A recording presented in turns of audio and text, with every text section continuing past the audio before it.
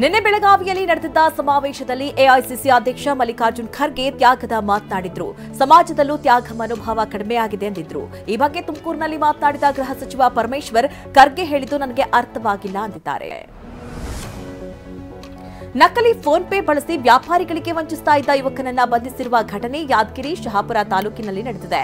Renuka wine ಶಾಪ್ನಲ್ಲಿ ನಕಲಿ phone ಮಾಡಿ ಅಪ್ರಾಪ್ತ ಬಾಲಕ ತಗಲು ಹಾಕೊಂಡಿದ್ದಾನೆ. ಅಪ್ರಾಪ್ತ ಬಾಲಕರ ಮೂಲಕ ದುಷ್ಕೃತ್ಯ ಎಸಗ್ತಾ ಇದೆ ಎನ್ನುವಂತಹ ಆರೋಪ ಕೇಳಿಬಂದಿದೆ. ಸಿದ್ದಗಂಗಾ ಮಠಕ್ಕೆ ಜಿಲ್ಲಾ ಉಸ್ತುವಾರಿ ಸಚಿವ ಡಾಕ್ಟರ್ ಜಿ ಪರಮೇಶ್ವರ್ ಭೇಟಿ ಕೊಟ್ಟಿದ್ರು. ನಿನ್ನೆ ಶಿವಕುಮಾರ್ ಶ್ರೀಗಳ 6ನೇ ಪುಣ್ಯ ಸಂಸ್ಮರಣೋತ್ಸವ ಗೈರಾಗಿದ್ದರಿಂದ ಇಂದು ಭೇಟಿಯಾಗಿ ಶಿವಕುಮಾರ್ ಶ್ರೀಗಳ ಗದ್ದುಗೆಗೆ ಪೂಜೆ ಸಲ್ಲಿಸಿ ದರ್ಶನ ಪಡೆದರು. ಚಿತ್ರದುರ್ಗದ ಕೊಳಚೆ ಪ್ರದೇಶಗಳಿಗೆ ಉಪಲೋಕಾಯುಕ್ತ ಫಣೀಂದ್ರ ಭೇಟಿ ನೀಡಿ ಪರಿಶೀಲನೆ ನಡೆಸಿದ್ರು. ನೀರು ಸರಬರಾಜು ಸಣ್ಣ ನೀರಾವರಿ ಇಲಾಖೆ ಅಧಿಕಾರಿಗಳಿಗೆ ಕ್ಲಾಸ್ ತೆಗೆದುಕೊಂಡ್ರು. 1 ತಿಂಗಳಲ್ಲೇ ನೀರು ಶುದ್ಧೀಕರಿಸಿ ಕೆರೆಗೆ ಬಿಡುವಂತೆ ತಾಕೀತು ಮಾಡಿದ್ರು. ಜನವರಿ 17ರಂದು ಮಂಗಳೂರಿನ ಕೋಟೆಕಾರು ಸಹಕಾರಿ ಬ್ಯಾಂಕ್ಗೆ ಎಂಟ್ರಿ ಕೊಟ್ಟಿದ್ದ ದರೋಡೆ ಗ್ಯಾಂಗ್ ಕಾರ್ನಲ್ಲೇ ಎಸ್ಕೇಪ್ ಆಗಿತ್ತು. ಅದೇ ಗ್ಯಾಂಗ್ ಸೋಮವಾರ ಕಾಕಿ ಬಲೆಗೆ ಬಿದ್ದಿತ್ತು. ಕೇರಳ ಮೂಲಕ ತಮಿಳುನಾಡು ಸೇರಿದ್ದ ಮುರುಗನ್ ಡಿ ದೇವರ್, ಯಶುವಾ ರಾಜೇಂದ್ರನ್, ಕಣ್ಣನ್ ಮಣಿಯನ್ನ ಸೋಮವಾರ ತಮಿಳುನಾಡಿನ ತಿರುವನ್ಮೇಲಿಯಲ್ಲಿ ಬಂಧಿಸಲಾಗಿತ್ತು. ಬಂಧನದ ಬಳಿಕವೂ ರಾಬರಿ ಗ್ಯಾಂಗ್ ಬಾಲ ಬಿಚ್ಚಿದೆ. ದರೋಡೆಕೋರರನ್ನ ನಿನ್ನೆ ಮಂಗಳೂರಿಗೆ ಕರೆದುಕೊಂಡು ಬರಲಾಗ್ತಾ ಇತ್ತು. ನಿನ್ನೆ ಸಂಜೆ 4:20ರ ಸುಮಾರಿಗೆ ತಲಪಾಡಿ ಅಲಂಗಾರು ಗುಡ್ಡದ ಬಳಿ ಕರೆತಂದು ಸ್ಥಳ ಮಹಜರು ಮಾಡಲಾಗ್ತಾ ಇತ್ತು. ಈ ವೇಳೆ ಪ್ರಮುಖ ಆರೋಪಿ ಕಣ್ಣನ್ ಮಣಿ ಬಿಯರ್ ಬಾಟಲ್ನಿಂದ ಪೊಲೀಸರ ಮೇಲೆಗೆ ಹಲ್ಲೆ ನಡೆಸಿದ್ದ. ಕೂಡಲೇ ಅಲರ್ಟ್ ಆದ ಮಂಗಳೂರು ಸಿಸಿಬಿ ಇನ್ಸ್ಪೆಕ್ಟರ್ ರಫೀಕ್ ಆರೋಪಿ ಮೇಲೆ ಗುಂಡಿನ ದಾಳಿ ನಡೆಸಿದ್ದಾರೆ.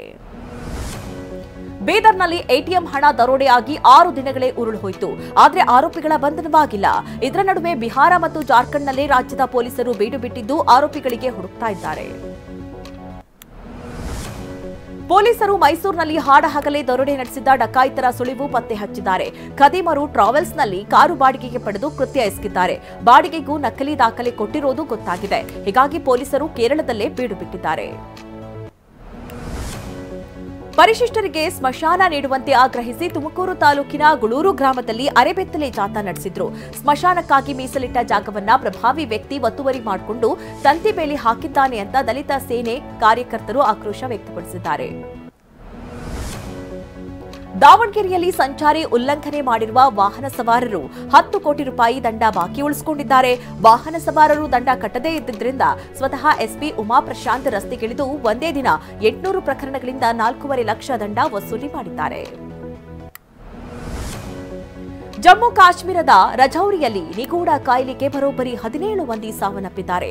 ಸಾಲು ಸಾಲು ಜನರನ್ನ ಬಲಿ ಪಡಿತಾ ಇರೋ ನಿಗೂಢ ಕಾಯಿಲೆಯ ಬಗ್ಗೆ ತನಿಖೆಗೆ ಇಂದು ಸಿಎಫ್ಎಸ್ ಸೆಂಟ್ರಲ್ ಫೊರೆನ್ಸಿಕ್ ಸೈನ್ಸ್ ಲ್ಯಾಬೊರೇಟರಿ ತಂಡ ಭೇಟಿ ನೀಡಿದೆ. 2024ರಿಂದ ಬುದಾಲ್ ಗ್ರಾಮದಲ್ಲಿ 17 ಸಾವುಗಳು ಸಂಭವಿಸಿದೆ. ಅಯೋಧ್ಯೆಯ ರಾಮ ಮಂದಿರದಲ್ಲಿ ಬಾಲರಾಮನ ಪ್ರಾಣ ಪ್ರತಿಷ್ಠಾಪನೆಯಾಗಿ ಇಂದಿಗೆ 1 ವರ್ಷ ಸಂದಿದೆ. ಈ ಹಿನ್ನೆಲೆ ಇಂದು ಅಯೋಧ್ಯೆಯಲ್ಲಿ ಸಂಭ್ರಮ ಮನೆ ಮಾಡಿದೆ. ಸಾವಿರಾರು ಭಕ್ತರು ಬೆಳಿಗ್ಗೆಯಿಂದಲೇ ರಾಮ ಮಂದಿರಕ್ಕೆ ಭೇಟಿ ನೀಡಿದ್ದು ರಾಮಲಲ್ಲನ ದರ್ಶನ ಪಡೆದಿದ್ದಾರೆ.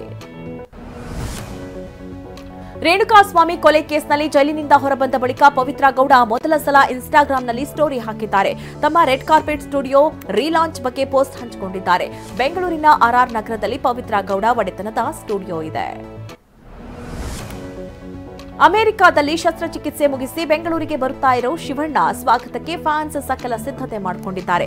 ಜನವರಿ 26ರಂದು ಮುತ್ತು ನಿವಾಸದಲ್ಲಿ ಶಿವಣ್ಣನಿಗೆ ಗ್ರ್ಯಾಂಡ್ ವೆಲ್ಕಮ್ ಮಾಡಲು ಶಿವಸೇನಾ ಅಭಿಮಾನಿಗಳು ಕರೆ ನೀಡಿಕೊಟ್ಟಿದ್ದಾರೆ. ಹಸಿದು ಬಂದವರಿಗೆ ಊಟದ ವ್ಯವಸ್ಥೆ, ಶಿವಣ್ಣ ಕೈನಿಂದ ಕೇಕ್ ಕಟ್ಟಿಂಗ್ ಇರುತ್ತೆ. ದರೋಡೆಕೋರನಿಂದ ಇರಿತಕ್ಕೊಳಗಾದ ಬಾಲಿವುಡ್ ನಟ ಸೈಫ್ ಅಲಿ ಖಾನ್ ಚೇತರಿಕೆ ಬಗ್ಗೆ ಶಿವಸೇನಾ ಮುಖಂಡ ಸಂಜಯ್ ನಿರುಪಮ್ ಪ್ರಶ್ನಿಸಿದ್ದಾರೆ.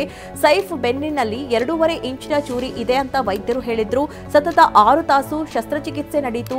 ಜನವರಿ 16ರಂದು ಇದೆಲ್ಲ ನಡೆದಿತ್ತು. ಈಗ ಜನವರಿ 21 ಆಸ್ಪತ್ರೆಯಿಂದ ಹೊರಬರ್ತಾ ಇದ್ದಂತೆ ಫುಲ್ ಫೇಟ್. 5 ದಿನದಲ್ಲಿ ಗುಣಮುಖವಾಗಿರುವುದು ಅದ್ಭುತ ಅಂತ ವ್ಯಂಗ್ಯ ಮಾಡಿದ್ದಾರೆ.